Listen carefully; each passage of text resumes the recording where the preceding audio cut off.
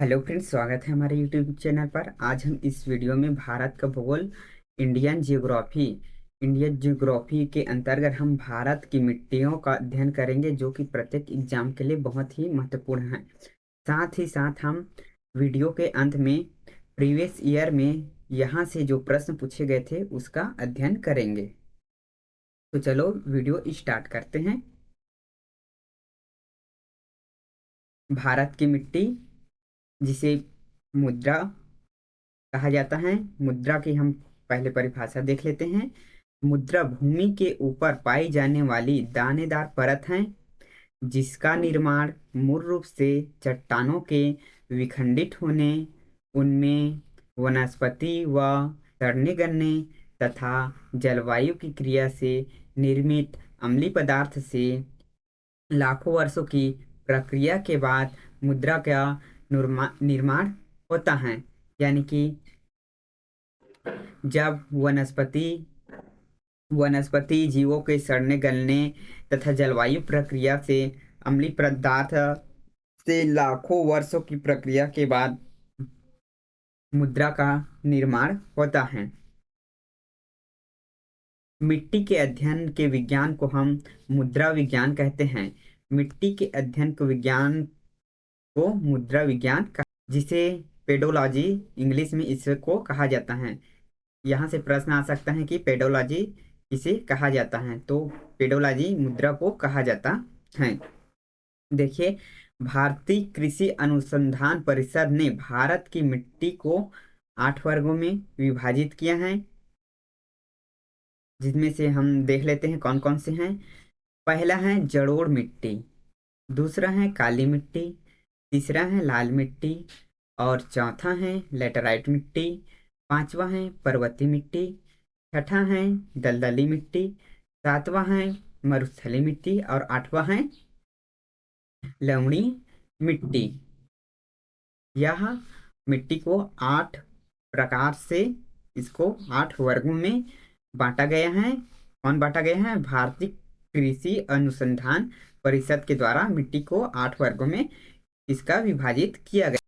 भारत में सबसे ज्यादा क्षेत्र पर पाए जाने वाली मिट्टी है वह 4 प्रकार की मिट्टी है। यह 4 प्रकार की मिट्टी भारत के सर्वाधिक क्षेत्र में पाया जाता है और हम इन्हीं 4 प्रकार की मिट्टी का अध्ययन करेंगे। तो यह 4 प्रकार की मिट्टी कौन कौन से हैं इसको देख लेते हैं। पहला है जलोढ़ मिट्टी, दूसरा है लाल मिट्टी, तीसरा है काली मिट्टी और चौथा है लेटेराइट मिट्टी। इन चारों मिट्टी का हम यहाँ इस वीडियो में डिटेल में इसका अध्ययन करेंगे। भारत की सभी मिट्टी में मुख्यतः 3 तत्वों की कमी पाई जाती है।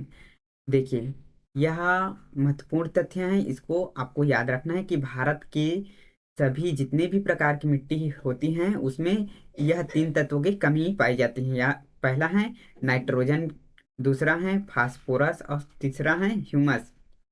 नाइट्रोजन, फास्फोरस और ह्यूमस, इन सबों की कमी भारत की सभी प्रकार की मिट्टी में पाया जाता है।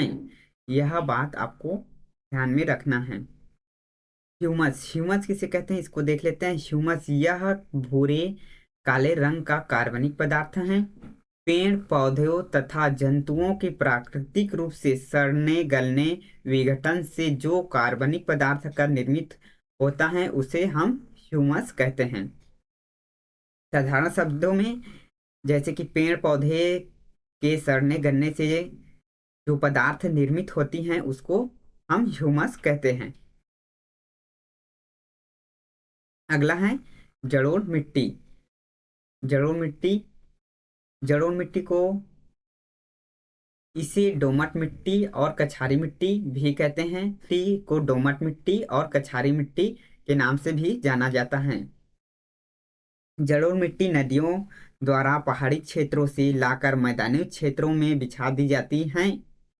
जलोढ़ मिट्टी नदियों के द्वारा, जो नदियां होते हैं वह पहाड़ियों से आती हैं, तो पहाड़ों से नदियां तेज गति से आती हैं तो अपने साथ कंकड़ पत्थर और मिट्टी का कटाव करते हुए अपने साथ लाती हैं। वह उस मिट्टी कंकड़ पत्थर और मिट्टी को लाकर मैदानी भाग में छोड़ देते हैं, जिससे वह मैदानी भाग में वह मिट्टी बिछ जाती है। उसको जलोढ़ मिट्टी कहते हैं। जलोढ़ मिट्टी भारत में पाई जाने वाली सर्वाधिक उपजाऊ मिट्टी है। यह जलोढ़ मिट्टी है वह सर्वाधिक उपजाऊ मिट्टी है। यहाँ मिट्टी पर अत्यधिक उत्पादन किया जाता है, या इस मिट्टी पर अत्यधिक मात्रा में उत्पादन होता है। इसका क्षेत्र देख लेते हैं। भारत की संपूर्ण उत्तरी और तटीय मैदान, भारत की संपूर्ण उत्तरी मैदान और तटीय मैदान में जलोढ़ मिट्टी पाया जाता है। इसकी प्रचुरता देख लेते हैं। चूना तथा पोटेशियम प्रचुर मात्रा में पाया जाता है। जलोढ़ मिट्टी में चूना तथा पोटेशियम प्रचुर मात्रा में पाया जाता है। काफी मात्रा में चूना तथा पोटेशियम जलोढ़ मिट्टी में पाया जाता है। यह मिट्टी में नाइट्रोजन तथा फास्फोरस और ह्यूमस की कमी पाया जाता है। हमने पहले ही बताया है कि हर सभी मिट्टी में नाइट्रोजन, फास्फोरस व ह्यूमस की कमी पाया जाता है। तो जलोढ़ मिट्टी में नाइट्रोजन, फास्फोरस और ह्यूमस की कमी पाया जाता है। यह मिट्टी है वह धान की खेती के लिए काफी अच्छी मानी जाती है। जो जलोढ़ मिट्टी है उसमें जल अत्यधिक मात्रा में इसका उत्पादन होता है, इसलिए इस मिट्टी को धान की खेती के लिए अच्छी मानी जाती है। तथा साथ ही साथ इस मिट्टी पर गेहूं, मक्का, तिलहन, आलू की खेती भी की जाती है। गेहूं, तिलहन, आलू की खेती जलोढ़ मिट्टी में भी की जाती है। अगला है मिट्टी। जलोढ़ मिट्टी है वह दो प्रकार की होती हैं। यहाँ जलोढ़ मिट्टी के प्रकार हैं। जलोढ़ मिट्टी दो प्रकार की होती हैं। पहला है बांगर और दूसरा है खादर। तो बांगर, पुरानी जलोढ़ मिट्टी को बांगर कहते हैं और नवीन जलोढ़ मिट्टी को खादर कहते हैं। ये बांगर और खादर किसको कहते हैं इसको और डिटेल में यहाँ जान लेते हैं। ये मैप है वह बिहार का मैप है। यह पूरा बिहार का मैप है। जब नदियाँ पहाड़ियों से आती हैं तो जो यह बिहार के इस भाग पर अत्यधिक बाढ़ के कारण यह क्षेत्र पानी में डूब जाता है, जिसके कारण नदियों के द्वारा लाए गए मिट्टी यहीं छोड़ दिए जाते हैं। तो इसको कहते हैं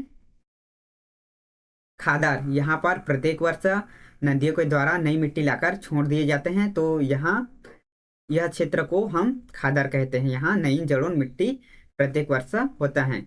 लेकिन जब अत्यधिक बारिश होने के कारण क्षेत्र पर, इस क्षेत्र के अलावा इसके आसपास के क्षेत्र, ये क्षेत्र हैं, इसके आसपास के क्षेत्र पानी से जलमग्न हो जाते हैं, पानी से डूब जाते हैं। तो इस क्षेत्र पर भी जो नदियों के द्वारा मिट्टी लाई जाता है उसको छोड़ दिया जाता है, जिस कारण इस क्षेत्र पर भी मिट्टी की परत जम जाती है। वर्ष नहीं होता है, यह 8 साल, 10 साल, 12 साल में यह क्षेत्र जलमग्न होता है। तो यह क्षेत्र जलमग्न 8 साल, 10 साल, 12 साल में होता है। तो इस क्षेत्र पर भी जलोढ़ मिट्टी आ जाती है। इस कारण इसको पुरानी जलोढ़ कहते हैं, क्योंकि यह मिट्टी नदियों के द्वारा प्रत्येक साल नहीं लाई जाती, इस कारण इसको पुरानी जलोढ़ मिट्टी कहते हैं। और नदियों के द्वारा प्रत्येक साल यहाँ मिट्टी लाकर डाल दिए जाते हैं, इस कारण इस क्षेत्र को नवीन जलोढ़ मिट्टी कहते हैं। अगला है काली मिट्टी।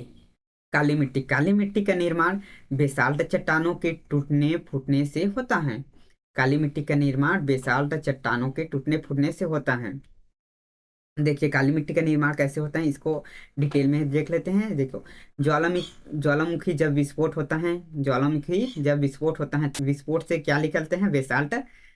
ज्वालामुखी विस्फोट होते हैं तो लावा निकलते हैं, लावा ठंडा होकर क्या बनते हैं? बेसाल्ट चट्टान।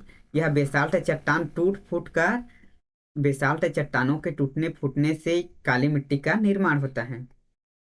जब ज्वालामुखी विस्फोट होता है तो उससे लावा निकलता है, लावा ठंडा होकर बेसाल्ट चट्टान बनते हैं। बेसाल्ट चट्टान के टूटने फूटने की क्रिया से काली मिट्टी का निर्माण होता है। काली मिट्टी हमारे इस मैप में देख लेते हैं, इस क्षेत्र पर काली मिट्टी पाया जाता है। मैप में इस क्षेत्र पर काली मिट्टी पाया जाता है, आपको ध्यान में रखना है। देखिए, काली मिट्टी को रेगुल मिट्टी या कपास की मिट्टी और लावा मिट्टी भी कहते हैं। यह महत्वपूर्ण पॉइंट है, इसको याद रखना। काली मिट्टी को रेगुल मिट्टी, कपास की मिट्टी और लावा की मिट्टी, इस मिट्टी का रंग काला टिटेनीफेरस मैग्नेटाइट की उपस्थिति के कारण होती है। यह मिट्टी में कालापन होने का कारण है टिटेनीफेरस और मैग्नेटाइट की उपस्थिति के कारण यह मिट्टी का रंग काला होता है। यह किस क्षेत्र में पाया जाता है, इसको देख लेते हैं। यह क्षेत्र है, यह मध्य प्रदेश, गुजरात, महाराष्ट्र व उत्तरी कर्नाटक पर यह मिट्टी पाया जाता है। मैप में यह क्षेत्र देख सकते हो। यह मध्य प्रदेश, गुजरात, महाराष्ट्र और कर्नाटक के क्षेत्र पर यह मिट्टी पाया जाता है।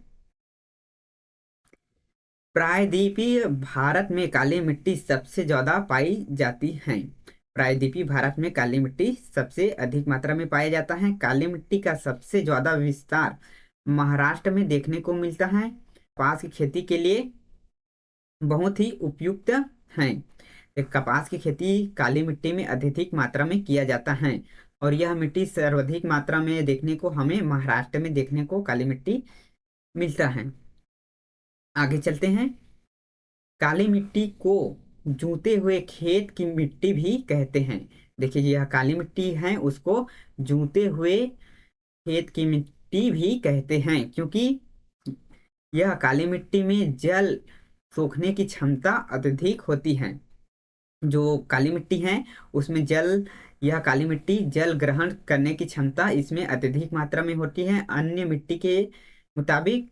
तो इस कारण इसको जूते हुए मिट्टी कहते हैं। और जब यह मिट्टी के ऊपर धूप पड़ती है, जब काली मिट्टी के ऊपर धूप पड़ती है तो इसमें दरारें पड़ जाते हैं, जिस कारण इसे जूते हुए मिट्टी कहते हैं। जब काली मिट्टी अत्यधिक मात्रा में जल ग्रहण करती हैं और जब गर्मी के दिनों में इस पर धूप अत्यधिक मात्रा में पड़ते हैं तो यह मिट्टी फट जाती है, जिसके कारण इसमें बहुत बड़े बड़े दरार आ जाते हैं। देखिए, यह चित्र में दिखलाए गए हैं, बहुत बड़े बड़े दरार आ जाते हैं, जिस कारण यह मिट्टी ऐसे दिखते हैं कि इसमें जोताई किया गया हो।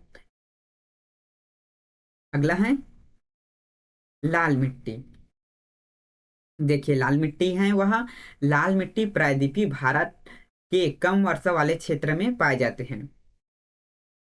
यह लाल मिट्टी है, वह प्रायद्वीपीय भारत के कम क्षेत्र यानी कम वर्षा वाले क्षेत्र पर पाए जाते हैं। यहाँ मैप में हम देख सकते हैं, जितने यहाँ रेड हैं, रेड कलर है, वह इस क्षेत्र पर लाल मिट्टी पाया जाता है। इस मिट्टी का लाल रंग होने का मुख्य कारण है फेरिक उपस्थिति। फेरिक ऑक्साइड की उपस्थिति के कारण यह मिट्टी का रंग लाल हो जाता है। इस मिट्टी में लोहा और सिलिका की अधिकता होती है। लोहा और सिलिका की अधिकता होती है काली मिट्टी में। यह मिट्टी है वह तमिलनाडु, आंध्र प्रदेश, नागालैंड, महाराष्ट्र, कर्नाटक के कुछ भागों में पाई जाती हैं। देखिए, काली मिट्टी है वह आंध्र प्रदेश, तमिलनाडु, नागालैंड, महाराष्ट्र, कर्नाटक के क्षेत्र पर पाए जाते हैं, जिसको आप यह इस मैप पर आप देख सकते हो। जो रेड रेड कलर का चित्र है वह क्षेत्र पर लाल मिट्टी पाया जाता है। यह मिट्टी बाजरे की खेती के लिए उपयुक्त होती है। देखिए, लाल मिट्टी है वह बाजरे की खेती के लिए उपयुक्त होती है। जब लाल मिट्टी जल को सोख लेता है यानी योजित रूप में होती हैं तब यह पीली दिखाई देती हैं। जब लाल मिट्टी जल को सोख लेती है, लाल मिट्टी जल को सोख लेती है तब यह यानी कि जल योजित रूप होती हैं, तब यह मिट्टी पीली रंग के दिखाई पड़ती हैं। जल को सोखने के बाद यह मिट्टी पीली रंग के दिखाई देती है।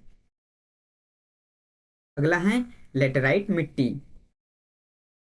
लेटराइट मिट्टी है, यह मिट्टी उस क्षेत्र में पाया जाता है, लेटराइट मिट्टी है वह उस क्षेत्र में पाया जाता है जहां पर 200 सेंटीमीटर से अधिक वर्षा हो। जहां वर्षा 200 सेंटीमीटर से अधिक हो उस क्षेत्र में लेटराइट मिट्टी पाया जाता है। जहां अत्यधिक गर्मी पड़े उस क्षेत्र पर लेटराइट मिट्टी पाया जाता है। इसके दो महत्वपूर्ण गुण हैं।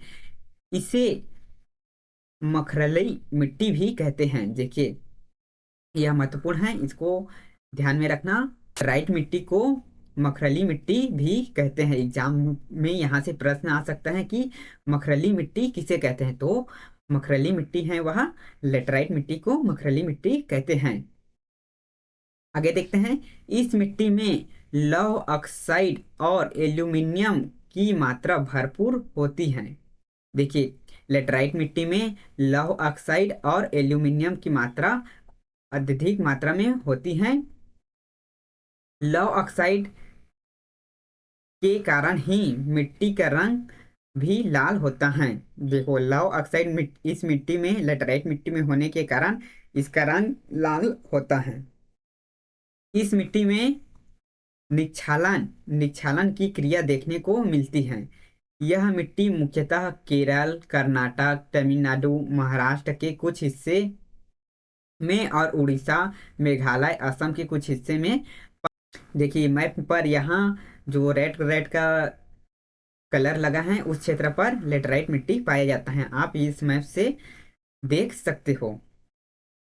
देखिए लेटराइट मिट्टी का सर्वाधिक विस्तार है वह केरल में देखने को मिलती है। देख इस मैप पर यहाँ केरल का क्षेत्र है, इस क्षेत्र पर लेटराइट मिट्टी अत्यधिक मात्रा में देखने को मिलती है।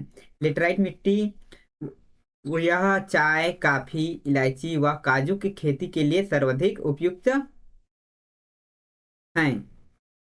लेटराइट मिट्टी चाय, कॉफी, इलायची, काजू की खेती के लिए सर्वाधिक उपयुक्त है।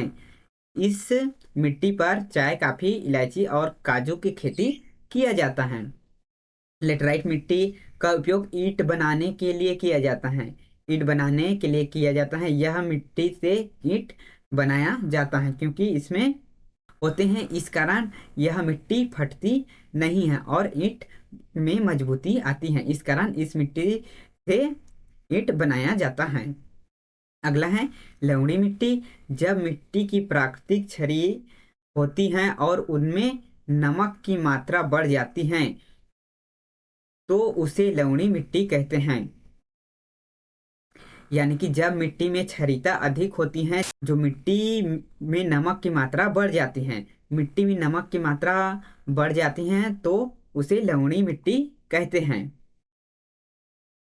देखिए इस क्षेत्र में नमक है वह अत्यधिक वर्षा या पानी चलाने के कारण नमक ऊपर की ओर आ गए हैं, जो व्हाइट व्हाइट दिख रहा है वह, इस कारण इसको लवणी मिट्टी कहते हैं। लवणी मिट्टी को रेहर, कल्लर और ऊसर मिट्टी के नाम से लवणी मिट्टी को जाना जाता है। भारत में इस मिट्टी का सबसे ज्यादा विस्तार है वह गुजरात के कच्छ के रण में देखने को मिलता है। लवणी मिट्टी का सर्वाधिक विस्तार गुजरात के कच्छ के रण में देखने को यह मिट्टी मिलता है। अगला है पर्वतीय मिट्टी। पर्वतीय मिट्टी इस प्रकार की मुद्रा का विस्तार पर्वतों पर देखने को मिलता है। पर्वतीय नाम से ही यह मिट्टी पता चल जाता है। पर्वतीय मिट्टी, पर्वतों पर देखे जाने वाली मिट्टी को पर्वतीय मिट्टी कहते हैं। जहां पर हिमालय पर्वत का विस्तार है वहां पर इस प्रकार की मिट्टी पाई जाती है।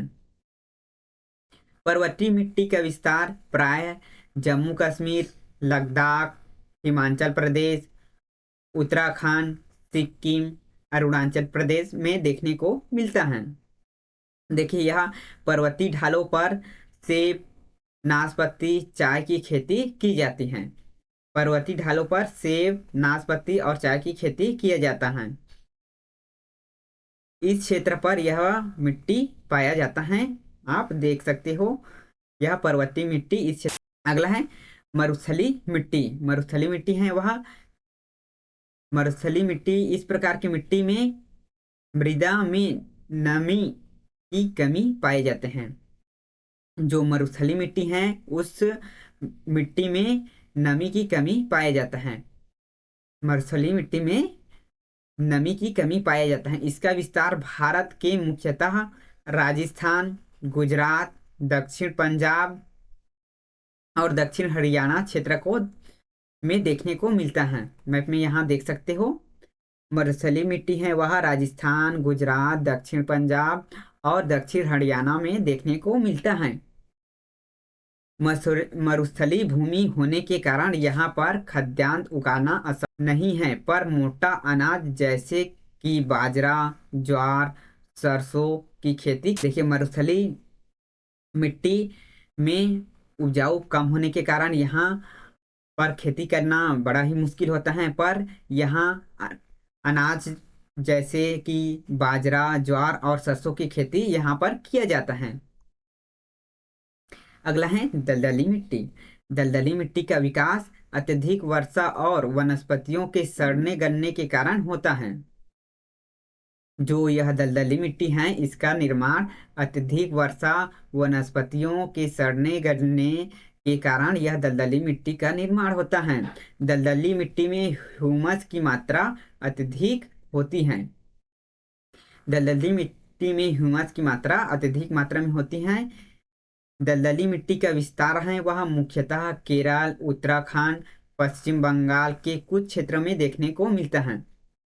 यह मap में आप देख सकते हो, केरल, यह केरल है, के बाद उत्तराखंड, पश्चिम बंगाल के कुछ क्षेत्र में यह दलदली मिट्टी देखने को हमें मिलता है। कुछ महत्वपूर्ण तथ्य हैं, इसको हम देख लेते हैं। देखिए, यह मुख्यतः फसल पर उगाने के लिए भूमि का पीएच मान है वह 6 से 7 होना चाहिए। जो पीएच मान है वह फसल को उगाने के लिए 6 से 7 होना चाहिए। अम्लीय मिट्टी और क्षारीय मिट्टी देख लेते हैं। अम्लीय मिट्टी, अम्लीय मिट्टी मिट्टी में अम्लीयता को कम करने के लिए चूने का उपयोग किया जाता है। जैसे कि मिट्टी में, यदि मिट्टी में अम्लीयता की मात्रा अधिक हो गए हैं तो उस मिट्टी में अम्लीयता को दूर करने के लिए चूने के मात्रा में डालकर उसका उपयोग किया जाता है। यानी चूने का उपयोग उस मिट्टी को अम्लीयता को भगाने के लिए किया जाता है। क्षारीयता को कम करने के लिए, यदि मिट्टी में क्षारीयता अधिक मात्रा में है तो उस क्षारीयता को कम करने के लिए जिप्सम का प्रयोग किया जाता है। जिप्सम डालकर मिट्टी की क्षारीयता को कम किया जा सकता है। तो अम्लीयता और क्षारीयता आपको समझ में आ गया होगा। अब हम यहाँ प्रीवियस ईयर में जो यहाँ से मिट्टी से जो क्वेश्चन पेपर एग्जाम में पूछे गए थे उसको इसमें देख लेते हैं। देखिए, पहला क्वेश्चन है, भारतीय कृषि अनुसंधान परिषद के अनुसार भारत में कितने प्रकार की मिट्टी पाई जाती है। दो भारतीय अनुसंधान परिषद के अनुसार भारत में 8 प्रकार की मिट्टी पाई जाती है। दूसरा है, सर्वाधिक उपजाऊ मिट्टी कौन सी है। तो सर्वाधिक उपजाऊ मिट्टी है जलोढ़ मिट्टी। जलोढ़ मिट्टी है वह सर्वाधिक उपजाऊ मिट्टी है, हमने ऊपर अभी पढ़ा है। यह यूपीपीएससी 2014 में के प्रश्न आया था। तीसरा प्रश्न है, भारत के सर्वाधिक क्षेत्र पर किस प्रकार की मिट्टी का विस्तार पाया गया है। यह आरआरबी 2004 में यह प्रश्न आया था। यह जलोढ़, इसका करेक्ट आंसर होगा जलोढ़। जलोढ़ मिट्टी वहाँ भारत की सर्वाधिक क्षेत्र में इसका विस्तार हुआ है। अगला है, नवीन जलोढ़ मिट्टी अन्य किस नाम से जाना जाता है। तो नवीन जलोढ़ मिट्टी को खादर के नाम से जाना जाता है। पुरानी जलोढ़ मिट्टी को अन्य किस नाम से जाना जाता है। तो पुरानी जलोढ़ मिट्टी को बांगर के नाम से जाना जाता है। क्षेत्रफल के आधार पर भारत की मिट्टी का सही अवरोही क्रम है। यहाँ सही आरोही क्रम क्या है इसको पूछा है, तो यहाँ भी इसका करेक्ट आंसर होगा। सही आरोही क्रम है, पहला है जलोढ़ मिट्टी, लाल मिट्टी, काली मिट्टी। उसके अगला है, कपास की खेती के लिए सर्वोत्तम मिट्टी होती है। तो कपास की खेती के लिए सर्वोत्तम मिट्टी है वह उपयुक्त काली मिट्टी होती है। कपास की खेती के लिए काली मिट्टी का विस्तार पाया जाता है। काली मिट्टी का विस्तार महाराष्ट्र में पाया जाता है, मध्य प्रदेश में पाया जाता है, गुजरात में पाया जाता है। तो इसका करेक्ट आंसर हो जाएगा डी, इनमें से सभी में काली मिट्टी पाया जाता है। अगला है, भारत में निम्नलिखित मुद्राओं में से कौन सी बेसाल्ट लावा के अपक्षय के कारण निर्मित हुई है। तो यह काली मिट्टी बेसाल्ट लावा के अपक्षय के कारण निर्मित हुआ है। अगला है, रेगुल मिट्टी का दूसरा नाम है, रेगुल मिट्टी का दूसरा नाम है वह काली मिट्टी है। अगला है मिट्टी की अम्लता को कम करने के लिए उनमें क्या मिलाया जाता है। तो मिट्टी के लिए चूना पत्थर हम मिलाते हैं। चूना पत्थर मिलाने से मिट्टी की अम्लता कम हो जाते हैं। अगला है निम्नलिखित में से कौन सी मिट्टी ईंटों के लिए उपयुक्त मानी जाती है। तो लेटराइट मिट्टी ईंट के निर्माण के लिए उपयुक्त मानी जाती है। इसका करेक्ट आंसर सी हो जाएगा। तो यहाँ हमने प्रीवियस ईयर में पूछे गए प्रश्न को देख लिया और मिट्टी के बारे में हमने संपूर्ण जानकारी इस वीडियो के माध्यम से आपको बताए हैं। अगर वीडियो पसंद आए तो लाइक शेयर कमेंट और सब्सक्राइब करना ना भूलें। Thank you.